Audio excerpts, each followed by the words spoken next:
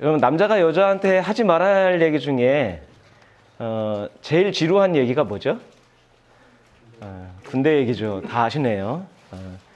그래서 오늘은 군대 얘기를 한 시간 해보려고 합니다. 여자들이 제일 싫어하는 얘기가 군대 얘기고, 그거보다 더 싫은 얘기가 뭐예요? 군대에서 축구한 얘기죠. 예. 그런데 남자들이요, 군대 하면 이제 제일 먼저 인생에서 가장 인상적인 것이 군대 시절인 것 같아요. 그리고 저도 이렇게 생각을 해보면, 군 시절을 생각해보면은 제일 먼저 떠오르는 게 뭐냐면 토요일하고 주일에 오후에 내내 축구했던 기억이 제일 재미있었던 것 같습니다. 그러니까 가장 재미있고 그리고 가장 기억에 남기 때문에 가장 많이 말하는 게 아닐까라는 생각을 합니다. 근데 주일날 오전에 한 10시쯤 되면요, 행정반에서 이제 방송이 나옵니다. 종교 행사에 갈 병력들은 몇 시까지 현관 앞에 집결해라, 이렇게 방송이 나옵니다. 그러면요, 본인의 어떤 종교를 가지고 있는 병사들은 기독교, 천주, 불교로 나뉘어서 각각 집합을 해요. 자, 근데 군대에서는 기독교의 예배, 천주교의 미사, 그리고 불교의 법회를 뭐라고 불러요? 종교 행사라고 불러요. 예배, 미사, 법회가 군대에서는 종교에서 행하는 행사라고 불립니다. 그러니까 군대만의 독특한 용어이지요. 근데 예배에 대한 설교를 준비하면서 저한테 문득 제일 먼저 떠올랐던 단어가 바로 종교 행사라는 단어였어요. 종교 행사. 종교에서 행하는 행사. 그러니까 우리에게는 예배가 행사가 아니기 때문에 예배라는 단어와 행사라는 단어를 같이 붙이는 게 어울리지 않아 보입니다. 우리에게는 예배가 행사가 아니죠. 우리에게 예배는 뭐예요? 하나님께 드리는 거룩한 행위입니다. 하나님과 만나는 시간입니다. 우리한테 예배는 뭐예요? 일상의 생활과는 좀 더 다른, 일상의 생활에서 구별된 다른 특별한 시간, 구별된 시간, 소중한 시간입니다. 근데 그런 예배가 군대에서는 종교 행사예요. 곰곰이 한번 생각해 봤어요. 그런데 우리가 늘 이야기합니다. 예배는 행사가 아닙니다 라고 이야기를 하지만 매주 대다수의 그리스도인들이 예배를 행사처럼 지내는 건 아닌가라는 생각을 했습니다. 정해진 시간에, 정해진 순서에 따라 정해진 의식을 행한다면 그거는 엄밀하게 말하면 행사죠. 예배의 진정한 의미를 모른 채 종교적인 의식을 치르고 있다면 그거는 엄밀하게 말하면 종교 행사입니다. 여러분, 여러분에게 예배는 뭔가요? 예배하면 제일 먼저 떠오르는 이미지, 예배하면 제일 먼저 떠오르는 단어, 그게 뭔가요? 그게 여러분이 생각하는 예배일 텐데 여러분에게 예배는 어떤 이미지고 어떤 단어인가요? 그리고 시간상으로 보면 언제부터 언제까지를 예배라고 생각하고 있는 건가요? 영어 단어로 예배가 뭐죠? 월십입니다. 월십의 뜻이 뭐예요? 경배하다, 높이다, 찬송하다, 뭐 이런 의미를 가지고 있습니다. 근데 구약에서는 히브리어로 아바드 또는 샤하라고 하는 단어인데요. 이 또한 섬기다, 절하다라고 하는 뜻을 가지고 있고요. 신약에서는 프로스퀴네오 또는 라투리오라고 하는 단어인데 이 또한 경배하다, 받들어 섬기다는 의미가 있습니다. 참고로 라투리오라고 하는 단어에서 영어에 리터지가 나왔습니다. 의식이라고 하는 단어가 나왔는데요.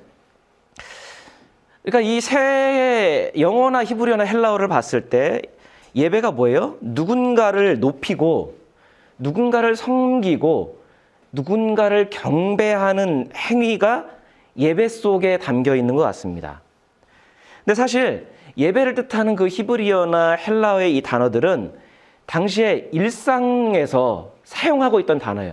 그러니까 종교적인 단어로 옮겨오기 전에 일상에서 쓰이던 단어인데 뭐냐면 종이나 노예가 주인을 섬기고 주인에게 절하는 행위가 바로 아바디였고 샤하였고 프로스퀴네어였고 라트리오였어요.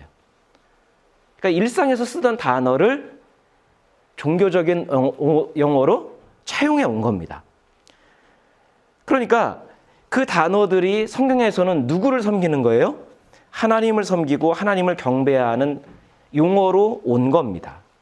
즉 우리에게 예배는 그래서 뭐예요? 예배라고 할 때 우리는 뭐예요? 예배는 우리의 인생의 주인 되신 하나님을 섬기고 하나님을 높이고 하나님을 경배하는 행위가 됩니다. 그러니까 예배의 궁극적인 대상은 누구예요? 하나님이에요.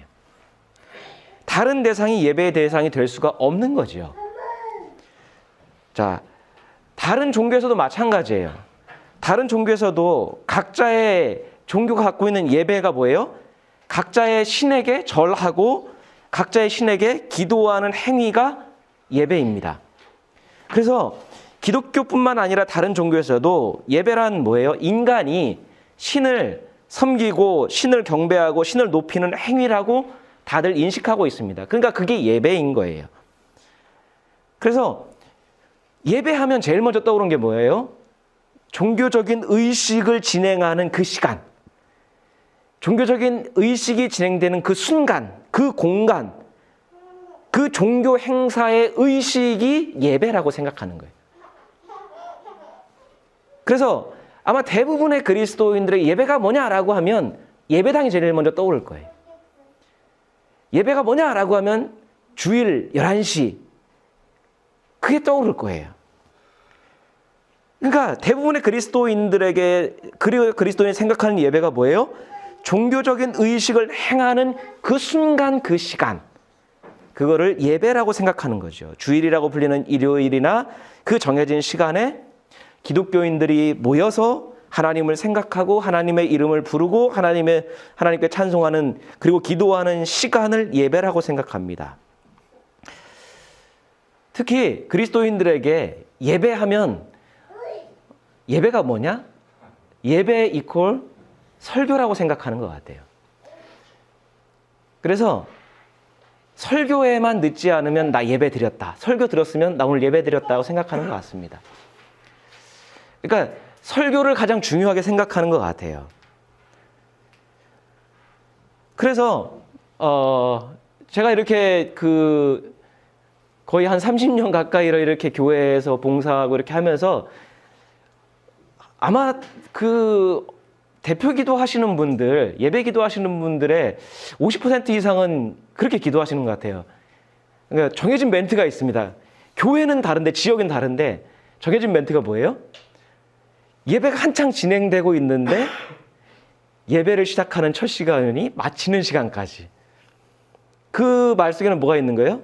아직 예배가 시작이 안 된 거예요. 그러니까 설교 이퀄 예배라고 하는 그게 많은 그리스도인들의 의식 속에 숨겨져 있습니다.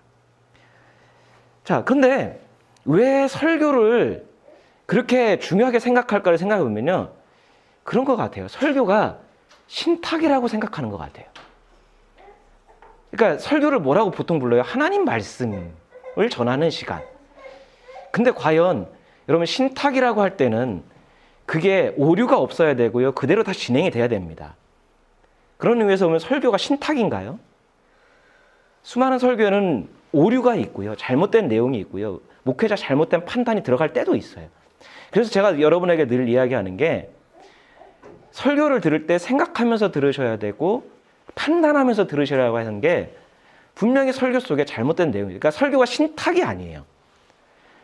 그러니까 설교는 예배의 구성 요소 중에 하나일 뿐이지 이 자체가 예배의 모든 게 될 수 없는 거예요. 여러분 만약에 종교적인 이 의식, 이 순간만을 예배라고 한다면 예배는 종교 행사가 맞습니다.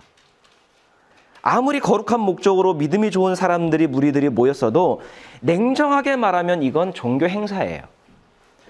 삶과 의식이나 그리고 믿음과 삶이 이어지지 않는다면 신을 위해서 하고 있는 이 의식은 엄밀하게 말해 인간이 신을 향해 행하는 행사일 뿐이에요. 종교 행사일 뿐이에요. 그런데 성경은 종교적 의식만을 가리켜서 예배라고 하나님을 경배하는 것이라고 말씀하신 적이 없습니다. 종교적인 의식처럼 생각되는, 그리고 여러분 우리가 레위기 하면 생각해야 뭐예요? 제사. 제사는 의식. 그 의식이 곧 예배. 그러니까 우리가 이 카테고리가 이렇게 설정되어 있는 것 같아요. 여기서 벗어나지 못하는 거예요. 그러니까 레위기에서 제사를 얘기했고 제사가 예배니까 예배는 곧 의식이다. 뭔가를 행하는 그 순간이다라고 생각하는데, 그 레위기 제사들조차도요, 하나님만을 섬기는 걸 예배라고 하지 않아요. 레위기의 5대 제사를 살펴보면서 예배에 대한 바른 의미를 한번 살펴보려고 하는데 자세하게는 들어가지는 못해요. 그러니까 하나하나를 설명을 해도 그 시간이 필요한데, 오늘은 그냥 예배, 그러니까 이 제사가 예배에 어떤 요소가 있고 그리고 어떻게 관련이 되어 있는가만 간단히 살펴보려고 합니다. 자, 레위기에는 5대 제사가 나오는데 뭐가 있죠? 번제, 소제, 속죄제, 속건제, 화목제. 예. 이 제사가 있습니다. 자, 근데 이 제사들은 하나님께서 모세를 통해 주신 명령이고, 그리고 우리는 예배의 모형을 이 제사들에서 발견을 합니다. 그러니까 이 제사들을 한번 살펴보면 그 안에 예배가 가지고 있는 의미와 요소들을 발견할 수 있을 거라고 생각합니다. 자, 근데 제일 먼저 나오는 예배가 뭐예요? 첫 번째, 번제입니다. 레위기 1장 말씀 같이 보겠습니다.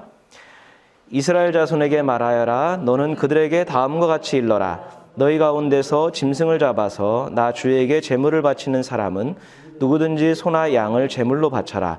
바치는 제물이 소를 번제물로 바치는 것이면 흠없는 수컷을 골라서 회막 어귀에서 바치되 나 주가 그것을 기꺼이 받게 하여라. 자, 제일 먼저 번제를 이야기하십니다. 근데 번제는요, 5가지 제사 중에서 가장 기본적이고 가장 대표적인 제사입니다. 그러니까 그래서 번제는 다른 제사들을 드릴 때 기본적으로 번제를 드리고 그 다음 제사가 진행되는 게 원래 기본적인 룰입니다. 자, 번제는 뭐예요? 제물을 제단 위에서 남김없이 다 불태우는 제사. 그래서 번자가 무슨 번자입니까? 불태울 번자예요. 그러니까 불태워서 드리는 제사입니다. 그러니까 제사를 드리는 사람이 그 제물을 불태움을 통해서 어떤 거예요? 자신을 온전히 하나님께 드린다는 의미가 번제에 담겨 있습니다. 그러면 왜 그 제사를 드리는 사람이 제물을 제단에 불태워 버림으로써 자신을 온전히 하나님께 드리는 이 행위가 필요할까? 왜 그러한 제물을 다 불태우는 그런 일을 할까요? 그럼 어떤 의미가 있을까요? 나의 인생의 주인이, 세상의 주인이 하나님이심을 고백하는 거예요. 그러니까 하나님이 나의 주인이 되시기 때문에 그 주인 앞에 내가 나를 바친다는 의미가 있는 거예요. 자, 번제는 매일매일 드리는 상번제라는 게 있었고요. 그리고 아까 얘기했던 것처럼 다른 제사를 드릴 때 기본적으로 드렸고요. 그래서 번제의 또 다른 이름이 뭐냐면 온전한 번제예요. 온전한. 그러니까 제물을 남김없이 다 불태우는 거예요. 그리고 다른 특별한 이유가 없어도 하나님께 오늘 내가 하나님께 번제를 드리고 싶다라고 하면 언제든지 자원해서 드릴 수 있는 예배가 번제였습니다.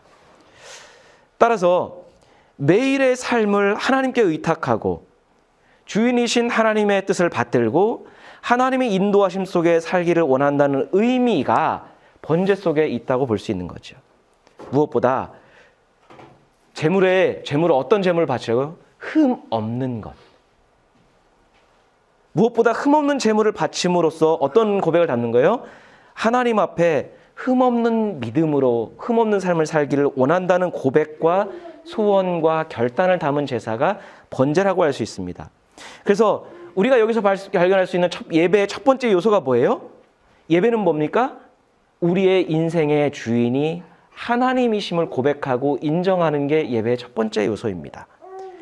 하나님의 뜻대로 살기를 바라고 하나님의 뜻대로 살면서 하나님의 보호하심과 인도하심에 대한 소망을 기도하고 기원하는 게 예배예요. 하나님의 자녀로서 매일의 삶에서 내가 세상을 살면서 흠없는 하나님의 자녀로서 살기를 원합니다. 이런 소원과 결단을 담은 게 예배가 되는 거죠. 단순하게 내가 은혜 받고 하나님 앞에 뭘 얻어내는 게 아니라는 거죠. 그러니까 그러한 삶을 사는 게 하나님을 섬기는 거고 하나님을 경배하는 거고 하나님의 이름을 높이는 것이기 때문이에요. 단순하게 종교적인 어떤 행사와 의식을 막 웅장하고 이렇게 한다고 해서 하나님이 높임 받으시는 게 아니라 우리의 삶이 하나님 자녀답게 사라질 때, 그럴 때야 비로소 하나님의 이름이 높아지는 것이고 하나님이 높임을 받으시는 거죠. 근데 우리는 너무 의식에 치우쳐 있는 거예요. 그렇기 때문에 예배의 첫 번째 요소는 다시 한번 말하면 뭐예요? 주인이신 하나님의 뜻을 찾는 거예요. 그 뜻을 따라 흠없이 살고자 하는 소망과 믿음의 고백이 바로 예배인 거예요. 그래서 그런 제사, 그런 예배를 하나님이 기꺼이 받으신. 그러니까 뭐라고 말씀해요? 나 주가 그것을 기꺼이 받게 해라. 내가 받을 만한 예배를 드려라 라고 하는 거예요. 자, 두 번째 제사는 뭡니까? 소제입니다. 레위기 2장인데요. 같이 한번 읽겠습니다. 나 주에게 곡식 제물을 바치는 사람은 누구든지 고운 밀가루를 제물로 바치는데 거기에 기름을 붓고 향을 얹어서 바쳐야 한다. 그가 그 제물을 아론의 혈통을 이어받은 제사장들에게 가져오면 제사장은 기름으로 반죽한 밀가루에서는 가루 한 줌을 걷고 향은 다 거두어서 그 제물을 모두 바치는 정성의 표시로 제단 위에 올려놓고 불살라야 한다. 이것이 제물을 불에 태워서 그 향기로 나주를 기쁘게 하는 살라 바치는 제사이다. 자, 곡식 제물, 이게 바로 소제입니다. 곡식을 제물로 바치는 거예요. 자, 예외가 있긴 하지만 다른 제사의 특징은 뭐예요? 제물이 짐승입니다. 근데 소제는 제물이 뭐예요? 곡식입니다. 자, 소제의 의미는 하나님에 대한 헌신과 충성과 감사를 표현하는 예배가 소제였어요. 인생의 주인이신 하나님의 은혜에 감사해서 하나님께 그 감사한 만큼 충성과 헌신을 소제를 통해서 다짐하는 것이죠. 따라서 예배가 뭐예요? 우리의 삶을 인도하시는 하나님께 감사하는 자리입니다. 하나님께서 나의 삶을 이렇게 인도하셨고 책임져 주셨고 보호하셨고 은혜를 베푸셔서 내가 이 자리에 있게 됩니다. 내 생명을 얻어 살고 있습니다. 하나님이 나에게 이런 삶의 자리를 주셨습니다. 감사하는 자리가 예배예요. 근데 감사로, 내 개인적인 감사로 끝나는 게 아니라 우리가 받은 은혜만큼 우리가 하나님의 말씀대로 뜻대로 살겠다고 고백하고 다짐하는 자리가 되는 거예요. 그러니까 내가 받은 은혜에서만 그치는 게 아니에요. 그만큼 내가 하나님의 은혜를 끼치는 삶을 살겠다. 그런데 하나님께서는 소제를 드릴 때 단서를 하나 붙이시는데요. 우리 11절 12절입니다. 같이 읽겠습니다. 너희가 나 주에게 바치는 곡식 제물은 어떤 것이든지 누룩을 넣지 않은 것이어야 한다. 나 주에게 살라 바치는 제사에서 어떤 누룩이나 꿀을 불살라서는 안 되기 때문이다.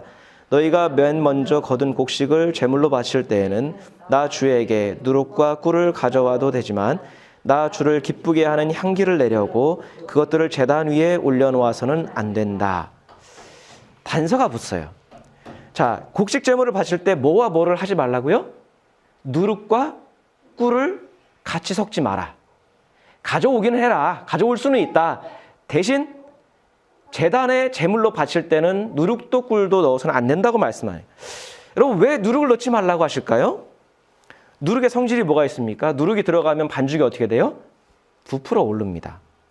실제보다 더 크게, 실제보다 더 그럴듯하게 부풀어 올라요. 그래서 빵을 만들 때는 누룩이 필요합니다.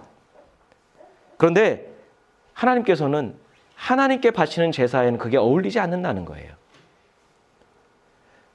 그 의미가 뭘까요?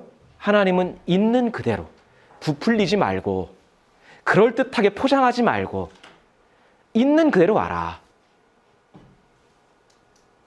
그러니까 누룩으로 부풀리지 말고 적으면 적은 대로, 부족하면 부족한 대로. 왜요? 그 삶의 자리를 주신 분이 누구예요? 하나님이세요. 그러니까 남들 의식해서 남들만큼 하려고 과욕을 부리거나 포장하거나 남들 눈치 봐서 그렇게 하는 게 아니라 내가 내 있는 중심을 갖고 하나님께 나오는 게 예배라는 거예요. 여러분, 사람들은 겉포장 중요하게 생각하지요. 겉에 드러난 그 사람이 무슨 옷을 입었는지, 그리고 어떤 학교를 나왔는지, 재산이 얼마인지, 무엇을 먹는지, 이런 게 중요해요. 근데 하나님은 우리의 마음과 형편 그대로를 원하신다는 거예요. 겉모습만 그럴듯하게 부풀린 헌신이나 충성을 원치 않으신다는 거예요. 그러니까 꿀을 같이 섞지 말라는 거, 불살리지 말라는 의미도 그 의미예요. 뭐라고 해요? 나주를 기쁘게 하는 향기를 내려고. 여기에는 부정적인 의미가 있는 거죠. 뭔가 향기를 더하게 하려고 과욕을 부리는 거예요. 하나님은 부풀리지 않은 곡물을, 포장되지 않은 그대로의 곡물을 원하신다는 거죠. 그러니까 예배가 뭡니까? 예배는 우리가 하나님 앞에 있는 모습 그대로 나아가는 거예요. 그렇다고 해서 주일날 머리도 안 감고 화장도 안 하고 뭐 이렇게 오라는 얘기, 있는 모습 그대로 순수하게 오라는 얘기가 아니라 우리의 삶의 형편 그대로, 우리의 삶의 모습 그대로 하나님 앞에 나오라는 거. 가식과 포장을 다 벗어버리고 그대로 하나님, 내가 이렇게 하나님 앞에 왔습니다. 사람들의 시선보다 하나님을 의식하라는 거죠. 그러니까 하나님은 자칫 인간의 욕심 때문에, 사람들의 시선 때문에 가식으로 포장하는 예배를 경계하라고 하시는 거죠.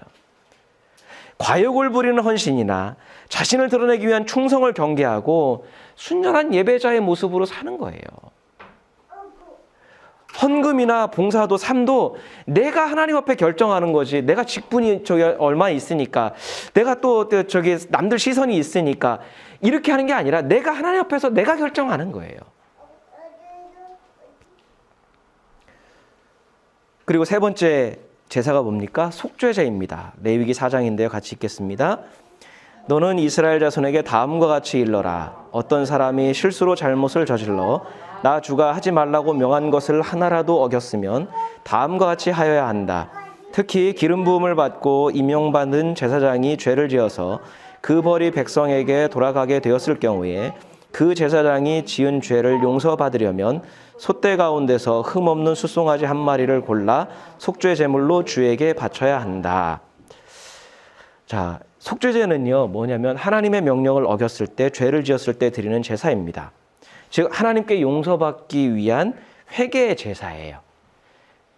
자, 근데 여기서 특별히 제사장도 언급되고 있습니다. 그러니까 제사장도 죄를 지을 수 있는 거예요. 목사도 죄를 지을 수 있는 거예요. 그러니까 목사도 회개해야 되는 거죠.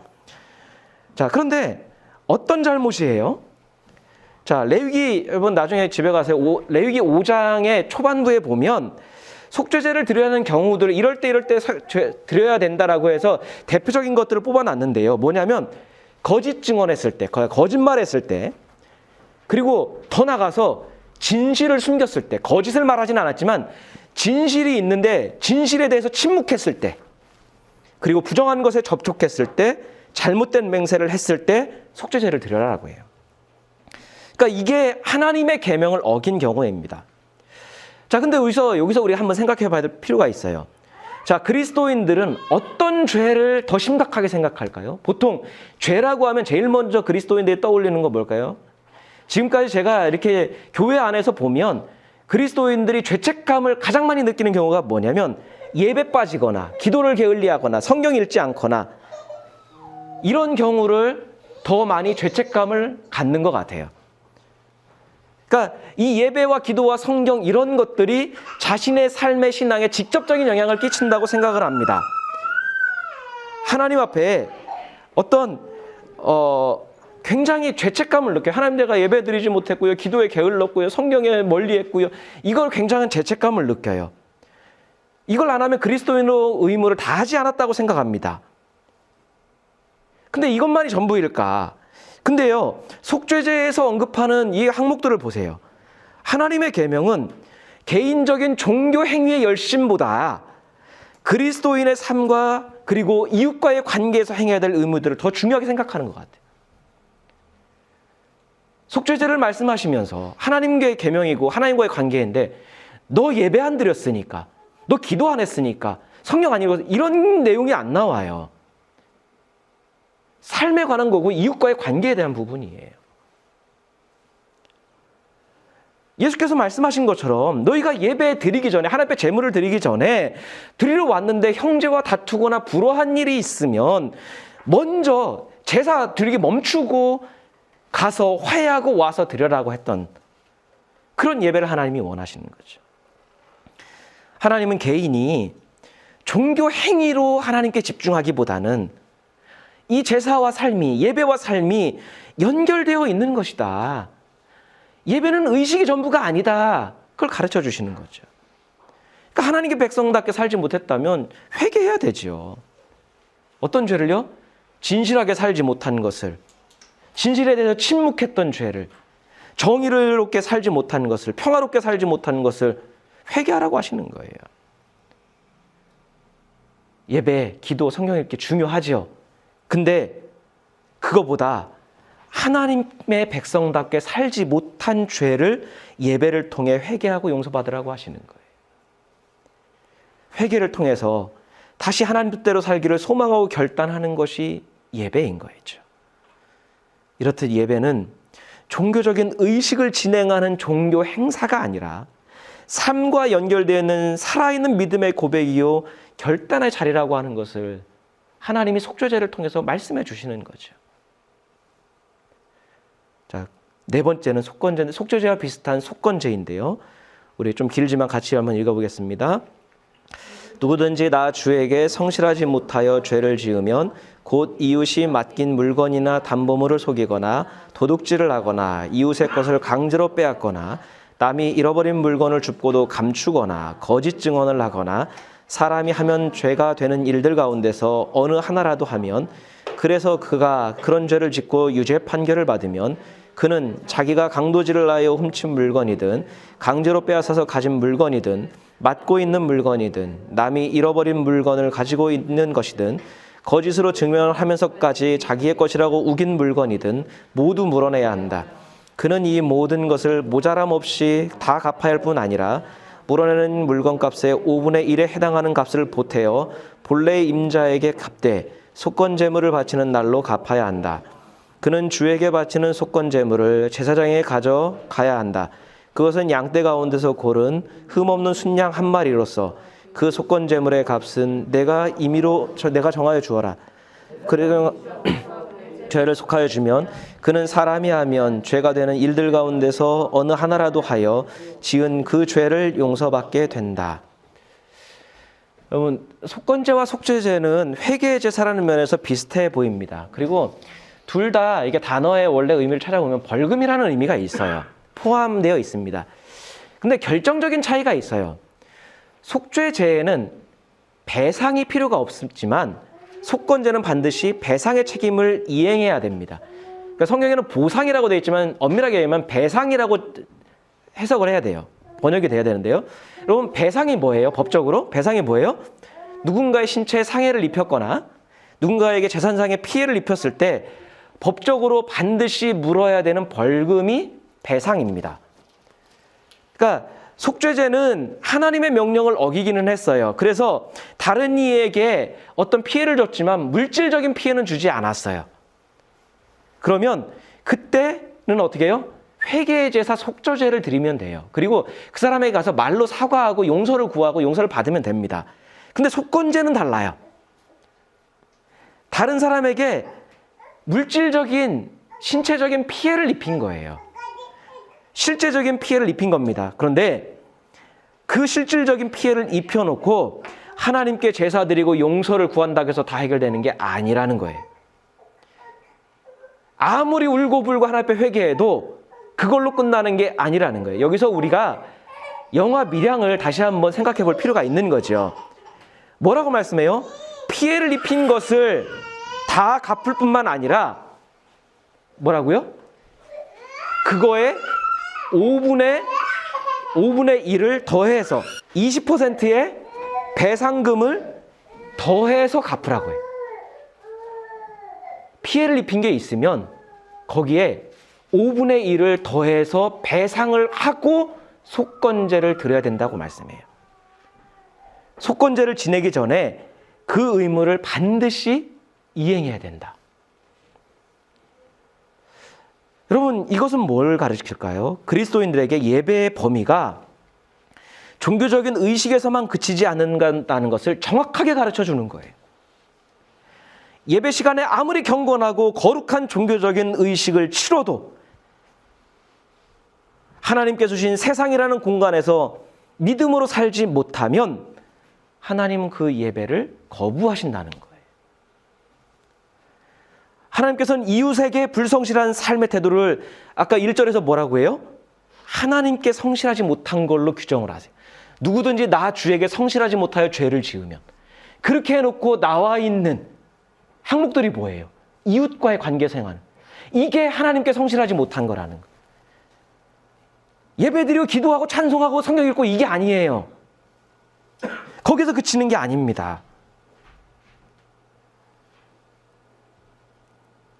그러니까 하나님께 불성실한 삶을 살고 종교적인 의식과 행위로 무마하려는 건 바른 예배가 아니라는 거예요. 근데 많은 그리스도인들은 세상에서 허투루 살고 양심을 저버리며 살고